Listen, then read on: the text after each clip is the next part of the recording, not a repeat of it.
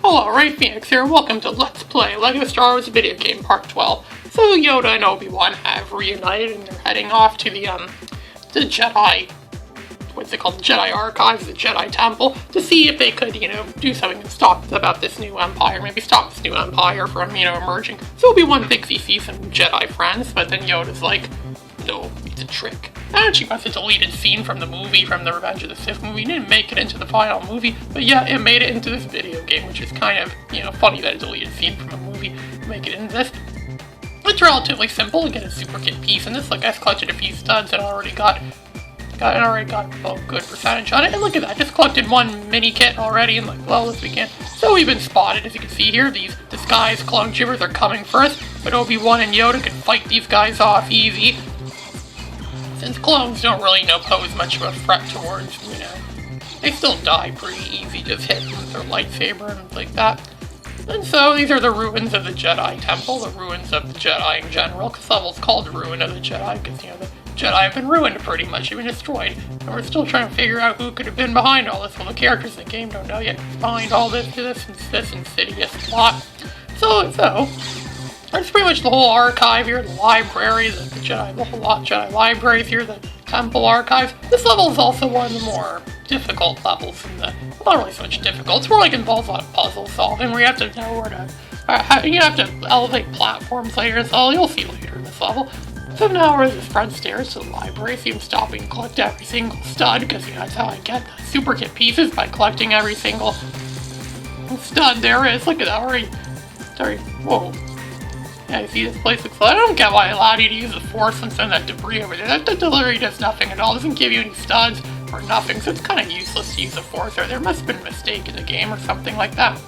So we're gonna have to jump up the stairs. Can't really walk up the stairs, which kind of defeats the purpose of walking the stairs, unless Jedi are expected to just simply jump over the stairs or something like that. But again, considering the fact they're Jedi and they're big on the Force, yeah, I guess that kind of makes sense. This isn't the first time the Jedi Temple's been attacked before. It was attacked once before during the Clone Wars in the series, for the Season 5 finale of Star Wars The Clone Wars, which I'm not going to speak of that in case you guys have never seen Clone Wars.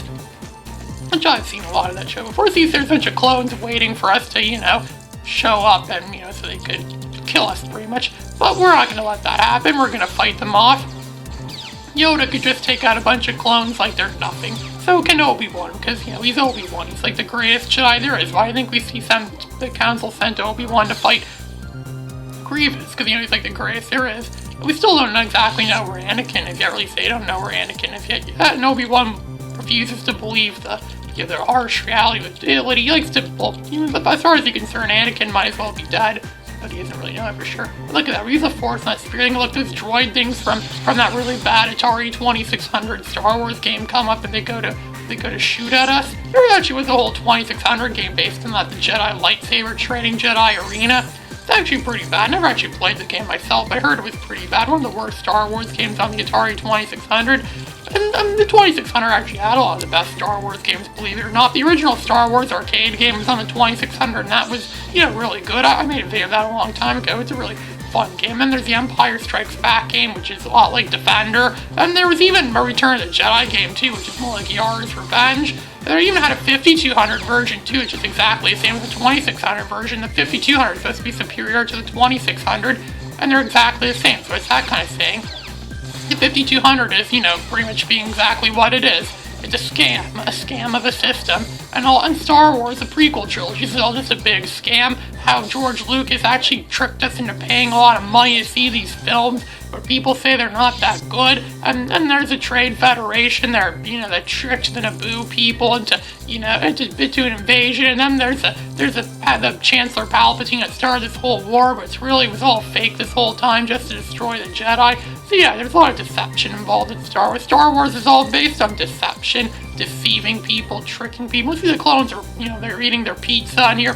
Because for the longest time, pizza was the only food that ever existed in LEGO. Even LEGO Island made fun of that, that Mama Papa Briccolini song. Make fun of that pizza's the only thing you can really have if you live on LEGO Island. But of course that's changed now. It's kind of funny because Lego Island also had donuts in that game too, I'm pretty sure. And now they make other foods in Lego too. Like they also make Krabby Patties in Lego. They make, they produce a lot more now stuff like this. Lego has, evolved, expanded a lot over the years. This is also one of the first times we've seen licensed characters in a Lego game, or Lego in general, have, Caucasian white skin. Before this, Caucasian white characters or licensed Lego characters would have yellow skin like traditional Lego characters. But around this time they changed it, so now Lego people that are licensed actually have, white skin, or if they're white, that is, if they're black, then they'd have black skin. And Yoda's green, so he has green skin. And the reason why Lego people have yellow skin traditionally, because yellow is a race-neutral color, implying that Lego people don't really have any real race. They don't have any real race or anything like that actually exists. They're their own thing. But of course, they kind of didn't really follow that properly, because in the Lego Star Wars, in that Lego Star Wars set from 2003, the Cloud City Empire Strikes Back set, Lando Calrissian was black as he's supposed to be, but everyone else was yellow. Is it like The Simpsons now, where white people are colored yellow, and Asian people are colored literally white, and black are still colored black, or something like that? And Simpsons is always kind of odd with those kind of colors. I always wondered why Simpsons people were yellow. Someone told me it's because the people that draw The Simpsons don't have the proper skin color, so they just color them yellow. I think it's something more than that. I don't know why they were colored yellow. There's probably some sort of like secret hidden thing to that too. Maybe they're supposed to be like Lego people. I used to make connections between Lego and Simpsons, and there actually was a Lego Simpsons, but it came out way too late for me, you know what I mean? It came out way after it came up when I thought of it. I always used to think that, what if they make Lego Simpsons? I'd love to buy Lego Simpsons sets, and nowadays Lego is freaking expensive these days. The sets are like, it breaks the bank to buy a lot of those Lego sets. If the Lego wasn't so dang expensive, I would, buy Lego. And heck, I hear that around Denmark or someplace like that, their whole economy is based on the sales of Lego. So what's that saying? People in Denmark must buy a lot of Lego. And Chris Chan spends thousands and thousands of dollars in Lego despite his increasing debts. So, what's that kind of saying? I bet Denmark's economy is based on Chris Chan spending. Man, it's a whole new justification for Chris Chan to constantly spend money. So you see, we're just walking through the halls and look at that. There's clones hiding in here. Evil clones that we have to, go and kill. And there's also things we can destroy, too. Look at that. We almost have Super Kit piece. Getting the Super Kit piece in this game, as I keep saying, it's incredibly easy, because it is. Look at that. Just got it right there.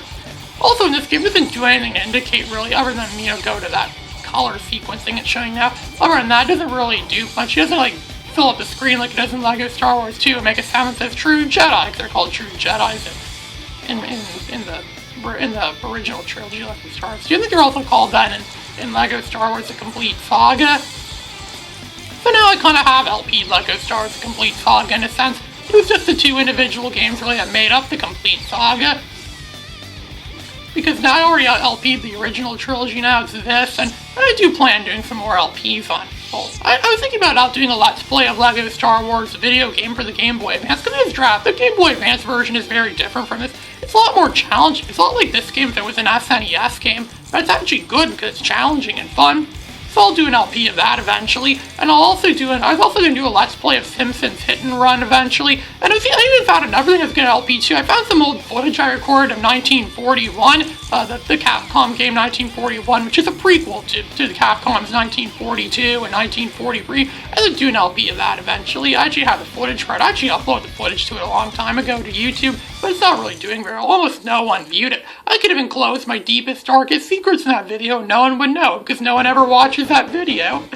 I sometimes thought of enclosing some deep corporate secrets in my videos, knowing that no one's going to watch them.